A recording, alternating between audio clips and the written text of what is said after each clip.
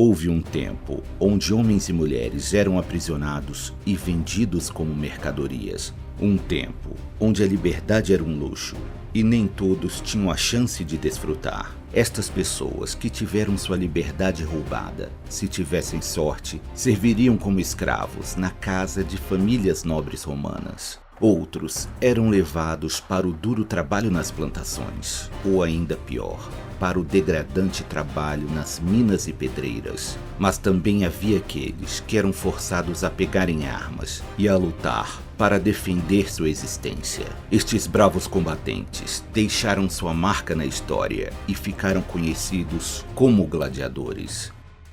Os gladiadores eram escravos e a grande maioria eram guerreiros capturados nos campos de batalha. Estes homens eram guerreiros orgulhosos e de caráter forte, e isso fazia com que muitos deles fossem difíceis de serem controlados e representavam um grande risco para as famílias que os compravam. Mas nem todos os gladiadores eram guerreiros treinados. Também haviam criminosos dos mais diversos tipos, e até mesmo pessoas endividadas que não foram capazes de honrar seus compromissos.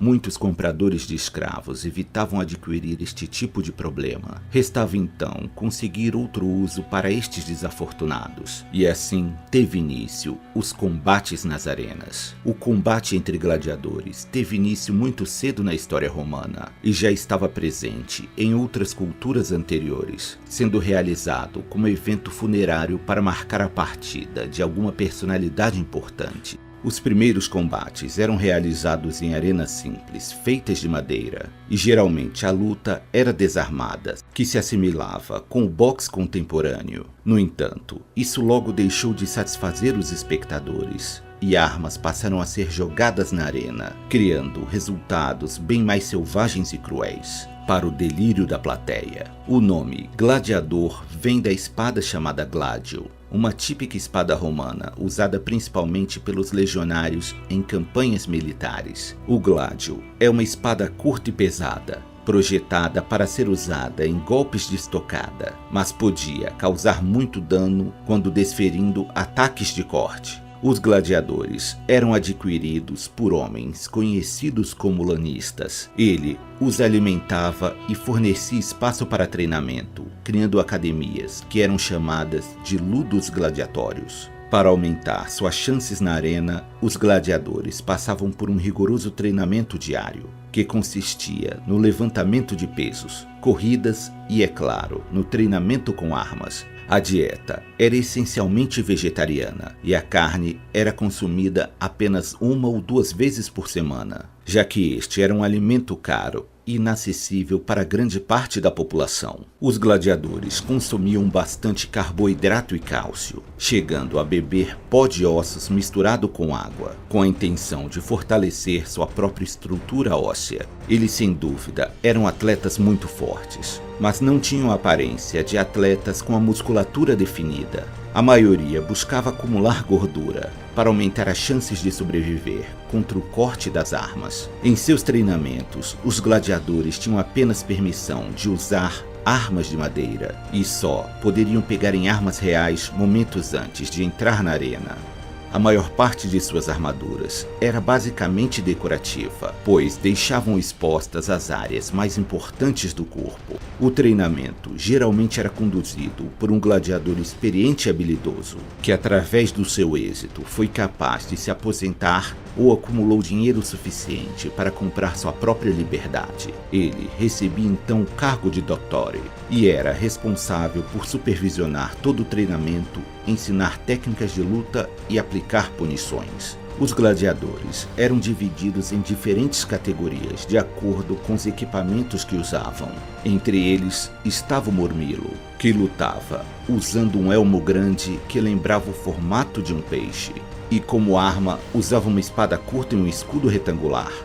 Também havia o retiarius, que fazia uso de uma rede acompanhada de um tridente. Uma das principais funções da rede era se enganchar nas armas ou no capacete do gladiador adversário, propiciando oportunidades para que o gladiador desferisse golpes fatais com seu tridente. Já o estilo trácio usava uma espada curva e um elmo extravagante, com plumas e crinas de cavalo. Já os provocator costumavam usar lanças e sua especialidade era o combate com animais. Essas categorias também determinavam em quais tipos de combate um gladiador estaria apto para lutar. As lutas podiam ser organizadas para que os gladiadores lutassem em duelos, grupos de adversários ou mesmo cada um por si. Havia poucas regras durante as lutas, e o duelo entre dois gladiadores de alto nível era acompanhado por um ou dois juízes de arena. Os combates não costumavam durar mais que 10 minutos, e os gladiadores eram instruídos a apresentar uma boa performance, mesmo que isso custasse sua vida. Isso ficava bastante evidente na famosa frase proferida pelos gladiadores logo antes do combate: Ave César, aqueles que estão prestes a morrer o saúdam. Mesmo no momento de sua morte, o gladiador deveria mostrar bravura e aceitar seu destino, sem implorar pela vida ou chorar. Isso era visto como uma boa morte. Apesar de raras, havia mulheres gladiadoras, e sua participação nos combates era visto como um evento especial. Como se já não fosse o bastante enfrentar outros guerreiros armados e treinados, os gladiadores podiam ter a infelicidade de se deparar com animais selvagens na arena. Tigres, leões, touros e até mesmo elefantes eram usados nos terríveis combates. Para sobreviver a isso, era necessário se ter mais do que força de vontade. Se conseguisse superar todos esses perigos, os gladiadores poderiam comprar a própria liberdade. Se conseguissem acumular dinheiro bastante, uma oportunidade que outros tipos de escravos raramente teriam. Os lanistas faziam altas apostas em dinheiro, colocando seus melhores gladiadores na arena. Se o gladiador fosse vitorioso, ele receberia uma pequena parte deste dinheiro. Os gladiadores mais famosos poderiam até mesmo acumular uma fortuna, e muitos continuavam a lutar mesmo depois de comprar sua liberdade. Nem todas as lutas eram até a morte.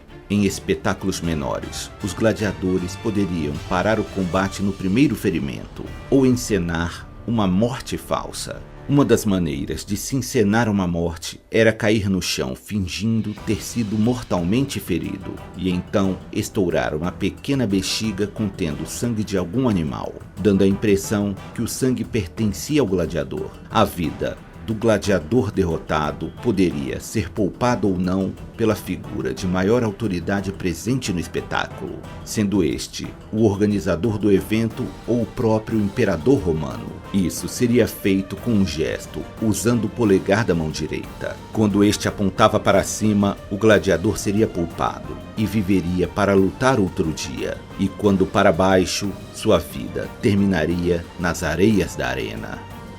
Existiam muitas arenas espalhadas por todo o Império Romano, mas nenhuma se comparava ao Coliseu. O Coliseu era uma estrutura monumental, foi o maior anfiteatro já construído e poderia abrigar cerca de 60.000 espectadores. Muitos outros tipos de eventos ocorriam no Coliseu, como peças teatrais e julgamentos de criminosos, mas o combate dos gladiadores era sempre a atração preferida, sendo aguardada ansiosamente por toda a população romana. Algo muito semelhante aos grandes campeonatos esportivos nos dias de hoje. Os ingressos eram vendidos com muitos dias de antecedência e ficavam mais caros conforme o dia das lutas se aproximava. No Coliseu eram realizados combates impressionantes, com os gladiadores representando batalhas históricas épicas. E em algumas ocasiões a arena do anfiteatro foi até mesmo inundada, para que pudessem ocorrer combates navais. Muitos gladiadores se tornaram verdadeiras lendas na arena, sendo imortalizados em pinturas e esculturas da época. E as grandes lutas se tornavam o assunto principal nas ruas romanas. Toda essa fama e a chance de obter riqueza e prestígio atraiu até mesmo homens livres para lutar na arena. Entre esses homens, até mesmo um imperador romano se deixou levar pelo desejo de sentir na pele o que era ser um gladiador. Seu nome era Cômodos. Apesar de sua aparente coragem, Cômodos não lutava de maneira justa, enfrentando apenas animais feridos ou obrigando o gladiador adversário a usar uma espada de madeira. Toda essa popularidade fez com que muitos nobres de Roma organizassem exibições e combates com a intenção de ganhar fama e até mesmo desviar a atenção da população dos acontecimentos da política da cidade. Muitos políticos romanos ofereciam até mesmo eventos gratuitos no Coliseu, ganhando a simpatia da parte mais pobre da população e conquistando uma imagem de generosidade. Mas é claro que muitos gladiadores não estavam felizes em passar o resto de suas vidas lutando para satisfazer as ambições dos homens ricos e a sede de sangue da população romana. Um destes gladiadores foi Espartacus. Em 73 a.C., Espartacus, juntamente com 70 de seus companheiros de treino, conseguiu fugir do centro de treinamento em que era mantido como prisioneiro e seguiu atacando outras academias, libertando um grande número de gladiadores e outros escravos, formando um exército de cerca de 40.000 rebeldes. A rebelião só teve um fim quando o exército de Espartacus foi finalmente derrotado pelas legiões romanas. Este evento causou uma ferida profunda no orgulho romano, e os gladiadores passaram a ser vistos com um certo respeito relutante. Os combates entre gladiadores continuariam a existir por muitos séculos, e foi somente por volta do ano 536 d.C. que eles foram oficialmente encerrados, pois os eventos estavam em declínio e não atraíam mais um número tão grande de espectadores. E devido à influência cristã, passaram a ser vistos como um espetáculo bárbaro. A história dos gladiadores é tão gloriosa quanto trágica, mas estes guerreiros serão sempre lembrados como os heróis da arena.